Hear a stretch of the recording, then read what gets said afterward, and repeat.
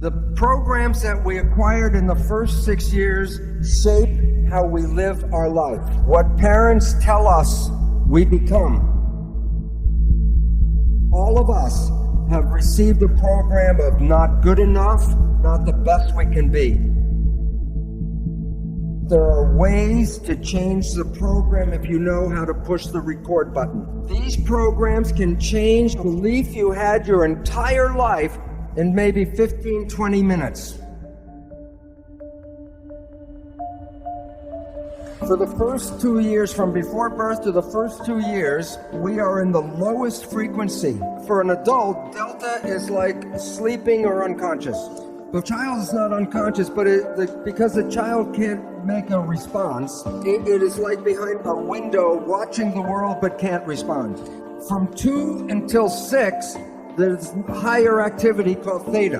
When we're in theta, it's like imagination. That's why children between 2 and 6 mix the real world and the imaginary world in their play. When a child gets to 6, then another level starts called alpha, which is calm consciousness. When the child reaches 12, it can express all the ranges from delta, theta, alpha, and this is like schoolroom consciousness, beta. The most important point, consciousness, the way we think consciousness, is not available to the child until after 6. The first 6 years are the programmable state. The reason is this low activity is called the hypnagogic trance. If I want to hypnotize you, I have to take you from higher levels into lower levels, and then I can put information into the subconscious, which is in here. This is an important reason for this period. This is a period of enculturation. A child has to learn thousands and thousands of facts about how to fit into the family and to society. And so the nature doesn't give the child consciousness to create new things. It just gives it the brain activity to download facts. Whatever goes in the first 6 years is the first structure in the subconscious mind. A child between 0 and 6 can learn 3 languages at the same time. But after this period, if you try to teach a child just one language, it's difficult. So this period in our life is where we learn the fundamentals of relationships, connections, family, and community. This is also the period where we learn self-identity. Who are we? What parents tell us, we become. So if parents tell us we are smart and bright and lovely and wonderful, that goes into the program. But if we are told we are not nice people, or we're not smart, or we're not pretty, or we're not good, that goes into the program. So for example, in a store, when a child is throwing a tantrum because it wants a toy, and then the parents say, you do not deserve the toy, then that is the program, I do not deserve. But once it's in the subconscious, it's recorded like a tape player, and the rest of your life, the subconscious will play, I do not deserve, I do not deserve. So the programs that we acquired in the first 6 years shape how we live our life. But this is all below consciousness. You may not know the programs you received because you were not conscious really during this time period. But most of us, most all of us, have received a program of not good enough, not the best we can be. Okay, now let's talk about the next part. The mind has 2 parts. The subconscious mind is the original brain, and it can process 40 million bits of data from the environment every second.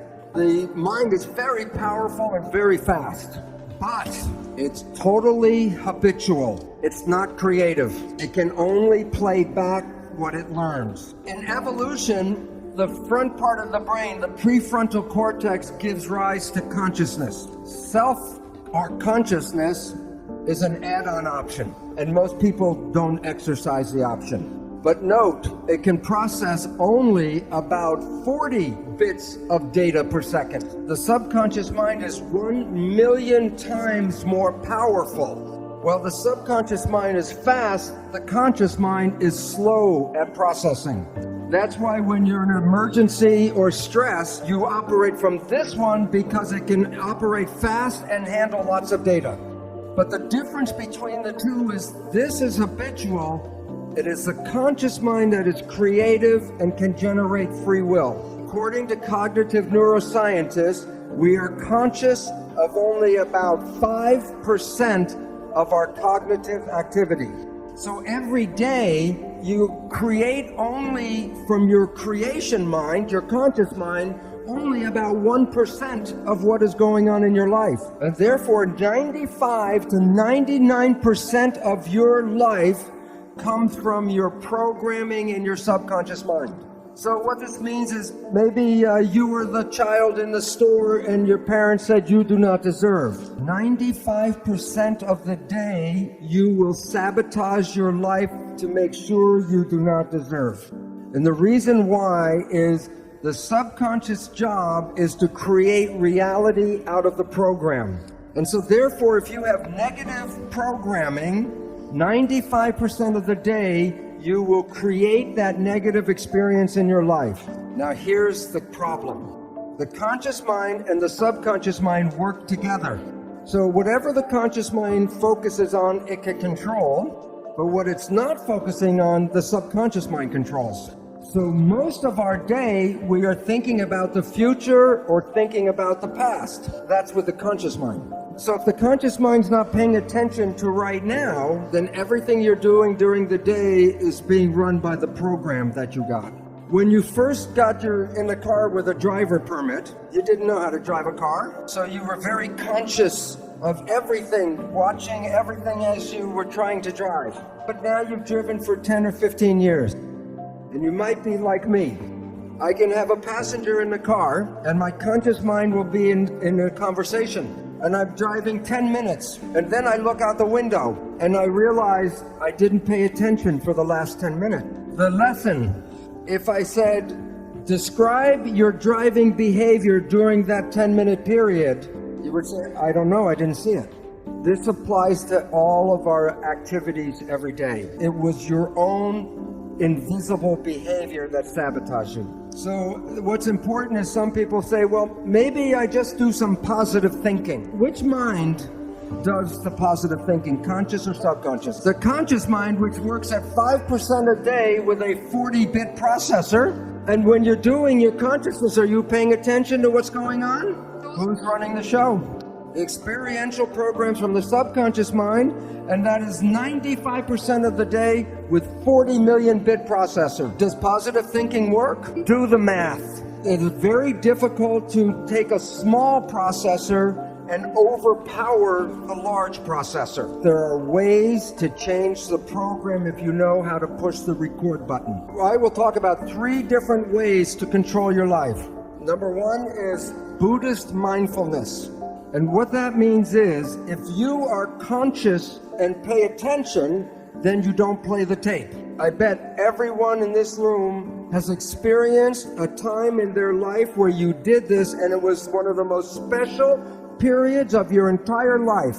It was the day that you met your special partner or the person you fell in love with. If you think back to the period where you really had your first big love affair, I bet you were happier and healthier than you ever were, even from the day before you met them. And I call this the honeymoon period. So one way out is consciousness. Just be conscious and then you don't play the tape. A second way out, clinical hypnotherapy, because that puts you back in the same brain state that you were in the learning period.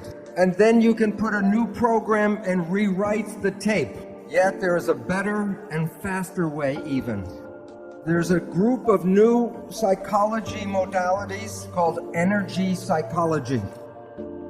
There are many different versions. For example, holographic repatterning, body talk, EMDR, EFT. The one I am most familiar with is Psych-K. These programs are like pushing the record button on the tape player. These programs can change a belief you had your entire life in maybe 15, 20 minutes.